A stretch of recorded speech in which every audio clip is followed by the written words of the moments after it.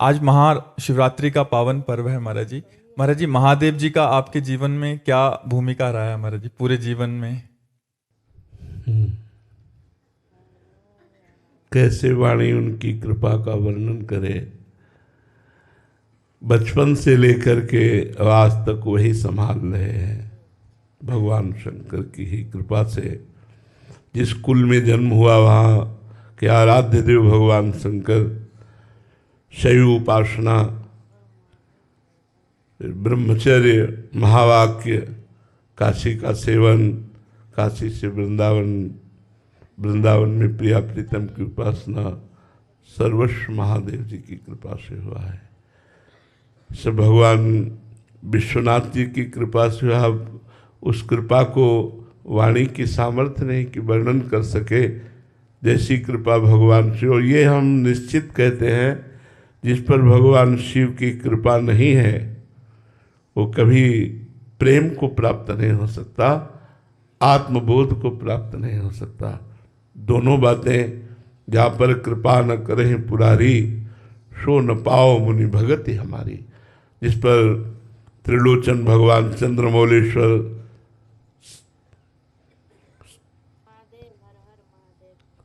शिव जी की कृपा नहीं हो, भगवत प्रेम प्राप्त नहीं कर सकता। और फिर आत्मबोध के लिए तो स्वयं शंकराचार्य के रूप में प्रकट हुए। वही संपूर्ण चराचर जगत के गुरु हैं। जब जहाँ जैसी आवश्यकता होती है वैसे ही आचार्य रूप धारण करके पहले पिपासा जागृत करते हैं, फिर इष्ट रूप से उस पिपासा को शांत करते हैं। सारा खेल शिव का ही है।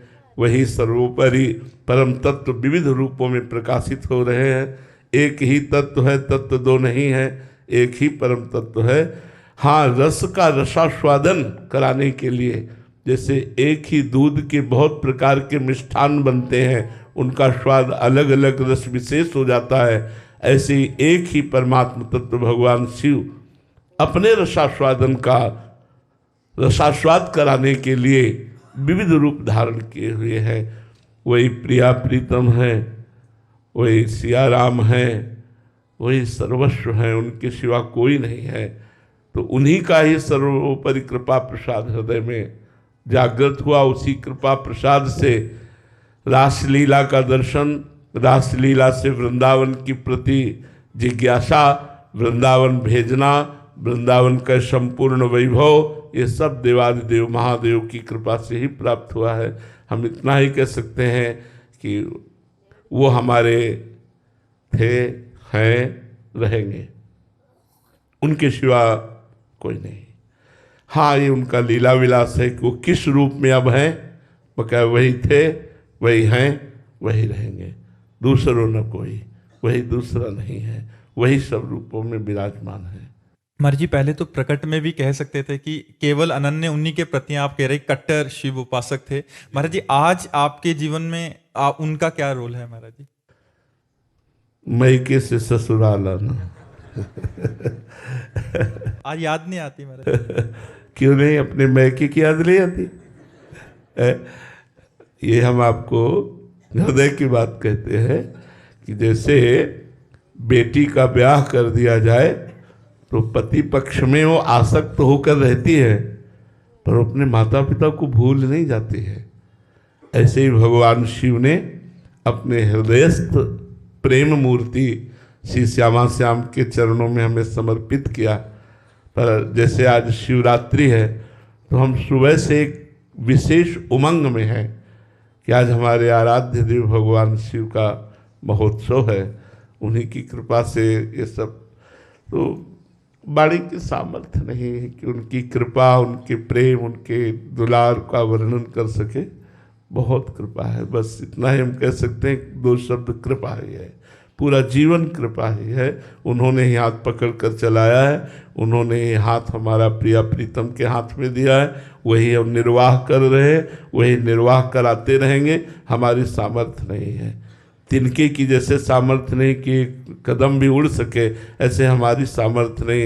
ये केवल भगवान देवाधिदेव महादेव जी की ही कृपा से सब संभव है। किसी को भी अयोध्या में भगवान श्री राम बहुत प्रसन्न मुद्रा में अपने नगरवासियों को बैठालते हैं और कहते हैं, औरो एक गुपुत मत सबहि कहों कर जोरे, शंकर भजन बिना नर भगति न पावे मोरे। हे अवधवासियों, सबसे हाथ जोड़कर प्रार्थना करता हूँ, मैं एक अपना गुप्त बात हृदय की बताता हूँ। यदि कोई भगवान शंकर की आराधना न करे तो मेरी प्रेम लक्षणा भक्ति प्राप्त नहीं कर सकता। और एक गुप्त मत सबहि कहों कर जोर, शंकर भजन बिना नर भगत न पावे मोर। भगवान के निराकार तत्व की तो भावना थी ही, लेकिन मुझे भगवान शंकर के दर्शन की प्रबल लालसा जागृत हुई काशी के घाटों में कि मैं प्रगट देखना चाहता हूँ आपका रूप।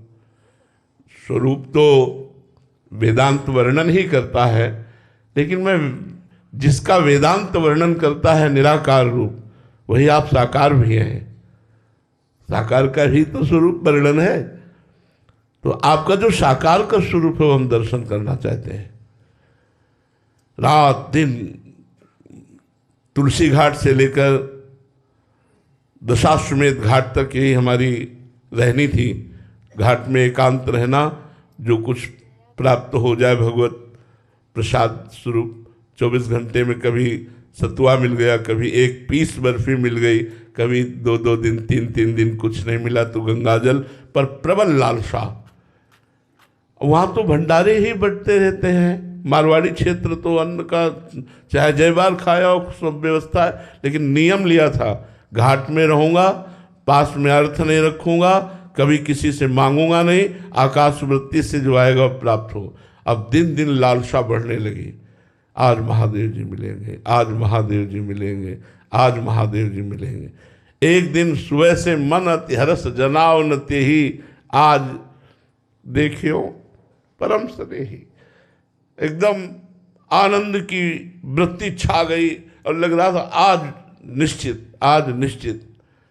ठीक 12 बजे दोपहर में, वो गर्मी का समय जहाँ कोई नहीं दिखाई दे रहा था, वहाँ नंगे पैर, भगवा वस्त्र और एक तेजो में हाथ में छोटा सा त्रिशूल, विशाल जटाएं, वो अद्भुत स्वरूप भगवान जी ही देखा।